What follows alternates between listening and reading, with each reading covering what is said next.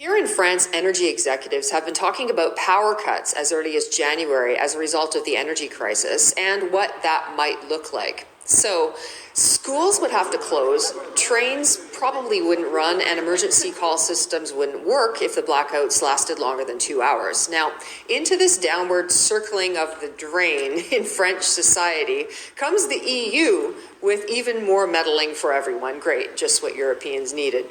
Surely, whatever they suggest this time will totally, absolutely work and will completely bankrupt Russian President Vladimir Putin just as long as Europeans accept to put in a bit more personal sacrifice for Ukraine, right? So, what's the big plan this time, Queen Ursula of Brussels? The G7 and all EU member states have taken a decision that will hit Russia's revenues even harder and reduce its ability to wage war in Ukraine. It will also help us to stabilize global energy prices, benefiting countries across the world who are currently confronted with high oil prices. Are you sure that's how it's really going to work? That it's going to play out exactly the way you think it is, Her Majesty? That Europeans and the whole world are going to get relief with this new idea, which actual economic expert, former U.S. Treasury Secretary Steve Mnuchin, called ridiculous? Kind of like the promises you made to European households earlier this year to help them with skyrocketing energy costs as a result of previous anti-Russian EU sanctions concocted by Brussels bureaucrats. So how are those promises of help from the EU working out for Europeans now? In previous days, the government has once again allocated money for the war in Ukraine, instead of putting money into social spending, health, education and pensions. It is necessary to stop financing Ukraine and end the sanctions against Russia. The cost of living has become unbearable for many people who say they don't want to pay for this crisis. It is not their fault that the war broke out, and it is not their fault that energy companies are profiting so much from energy bills.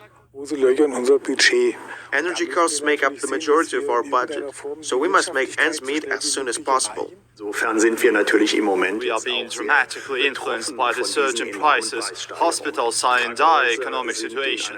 While Brussels is tinkering around like a plumber who keeps trying different tools to stop rising wastewater from destroying the whole house, European citizens don't have the luxury of falling back on the kind of big salaries that their leaders enjoy.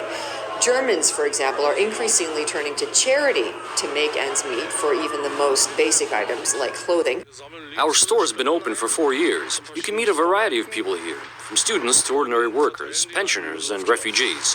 And there are more and more visitors. They simply cannot afford the same life they had lived a couple of months ago. Food prices have gone up, plus electricity and everything else. So people are grateful that they can spend less on food and not tighten their belts too hard.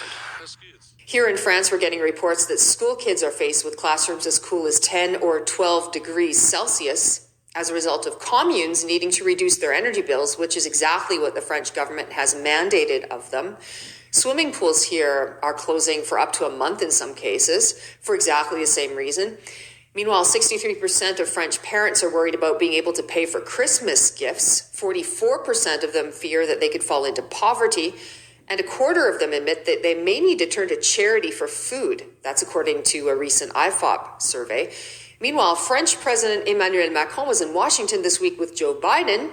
He was dining on buttered poached Maine lobster served with American Osetra caviar, delicato squash raviolo and tarragon sauce, calotte of beef with shallot marmalade, triple cooked butter potatoes, sunchokes, creamed watercress, and a red wine reduction.